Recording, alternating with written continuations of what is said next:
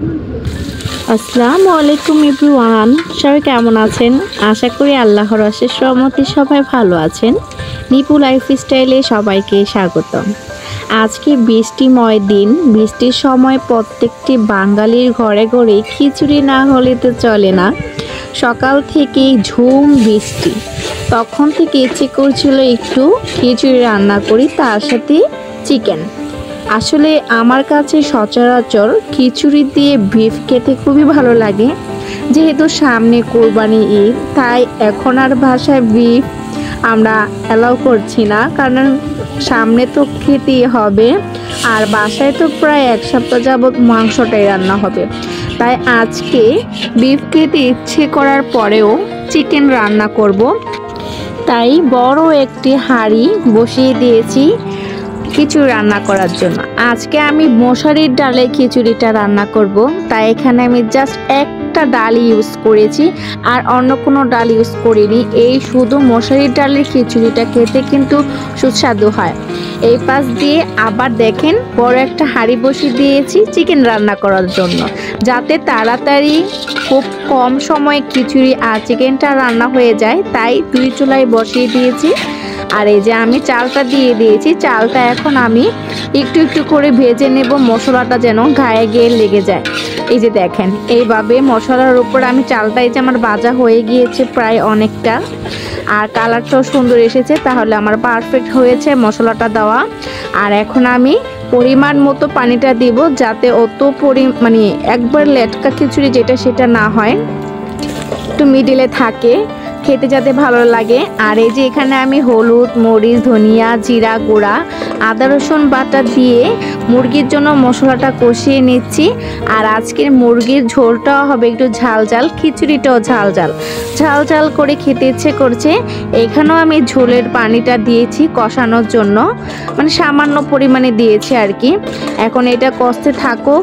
এক পাশ দিয়ে আমি মুরগি রান্না করছি, আর এক পাশ দিয়ে আমি খিচুড়ি রান্না করছি। এই যে দেখেন আমার মুরগির মশলাটাও কিন্তু অলরেডি কষে গেছে, কালারটাও এটারও অনেক সুন্দর এসেছে। মাঝে মাঝে কিছু কিছু তরকারির কালার অনেক সুন্দর আসে, আমি নিজেও সারপ্রাইজ হয়ে যাই, জানি না এটা কী কারণে হয়। আবার মাঝে মাঝে সব কিছু ঠিক থাকার পরও জানি কেমন লাগে। মশলাটা কষানো হয়েছে, এখন আমি চিকেনটা দিয়ে দিচ্ছি। এটা কিন্তু সোনালি কক আমি দিয়েছি, এখানে প্রায় 1.5 কেজির মতো একটা মুরগি ছিল, সেটা আমি এখানে দিয়েছি। আর এখন মশলার সাথে এই মুরগিটাও আমি কষিয়ে নেব।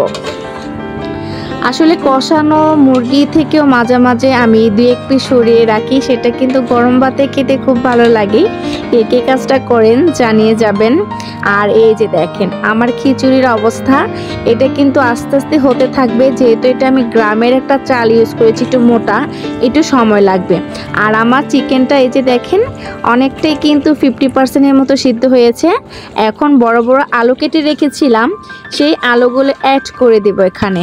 আর আবার এটার সাথে প্রায় 2 থেকে 3 মিনিট আমি কষাবো। আর এই যে দেখেন কি সুন্দর পানি উঠতেছে উপর থেকে, এই পানিটা দিয়ে আমি রান্না করব। আর কোনো এখানে আমি ঝোল বা পানি ইউজ করব না, এই পানিতে এটা সিদ্ধ হবে, যাতে সুন্দরভাবে মশলাটা ভিতরে যায়, এর জন্য। এই যে দেখেন আলুটাও মোটামুটিভাবে বড় বড় করে আমি দিয়েছি।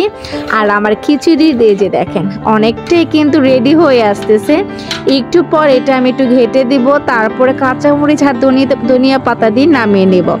আমার মুরগিটা কিন্তু কষানো হয়ে গিয়েছে। এই যে দেখেন এখন আমি যে পরিমাণটা ঝোল রাখতে চাচ্ছি সেই পরিমাণে দিয়ে দেব। এই যে এই ঝোলের পরিমাণটা এরকম দিলাম, আপনারা যে যেমন পছন্দ করেন দিয়ে নেবেন। আসলে আজকে মুরগিটা কিন্তু আমি খাওয়ার পরে আপনাদের সাথে ভয়েস দিচ্ছি, ফাটাফাটি হয়েছে। আর বৃষ্টির সময় এটা তো বলার বাকি রাখে না যে কেমন লাগে চিকেন আর খিচুড়ি। এই যে দেখেন আমার খিচুড়ি এই পর্যায়ে এসে আমি প্রায় 6 থেকে 7টি কাঁচামরিচ দিয়েছি। এটাকে কিন্তু মরিচের গুঁড়োটা আমি অনেক বেশি দিয়েছিলাম, যাতে একটু ঝাল ঝাল লাগে, জিভে স্বাদ লাগে, এই আর কি।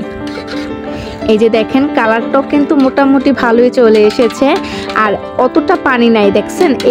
এই অবস্থাতে কিন্তু আমি চেক করব যে ভাতের চালটা যে সিদ্ধ হয়েছে কিনা।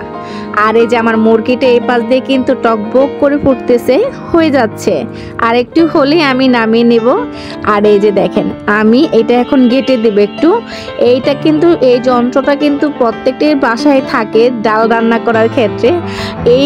এই মানে তরল খিচুড়িটা এটা কিন্তু একটু ঘেটে দিতে না হলে কিন্তু আঠালো একটা ভাব আসে না। তাই আমি এখন এটা দিয়ে আস্তে আস্তে করে ঘেটে দেব। আপনারা সাথেই থাকুন। এই যে আর আমি এর সাথে বিলাতি ধনিয়া পাতা যেটা, এটা স্মেলটা খুবই ভালো লাগে। এখানে আপনি জিরা ফাঁকি না দিলেও চলবে। এই মশারির ডালে খিচুড়িতে ধনিয়া পাতা কাঁচামরিচ দিয়ে নামিয়ে নেবেন, জাস্ট ওয়াও হয়, একদম অসাধারণ। আজকে খিচুড়িটা কেমন হয়েছে দেখেন তো, আমার কাছে তো খুব ভালো লেগেছে, এটা আঠালো হয়েছে। আর এই যে আমার চিকেনটাও কিন্তু হওয়ার পথে, একটু পরে নামিয়ে নিব। এখন আমি একটু গরম মশলা দিয়ে দিলাম, আমার রান্না রেডি। বড় বড় আলু দিয়ে চিকেন, তার সাথে হচ্ছে গরম গরম খিচুড়ি।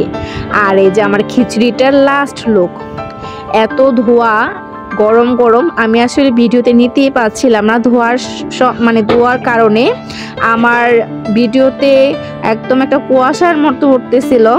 আর আমি এই যে দেখেন খাওয়া শুরু করে দিয়েছি। এখানে কিন্তু চিকেন, লেবু আর বড় একটা আলু একটু ঝোল নিয়েছি, খাবো। আশা করি আজকের ভিডিওটি আপনাদের কাছে ভালো লেগেছে। ভালো লাগলে অবশ্যই লাইক কমেন্ট শেয়ার করে যাবেন। আল্লাহ হাফেজ।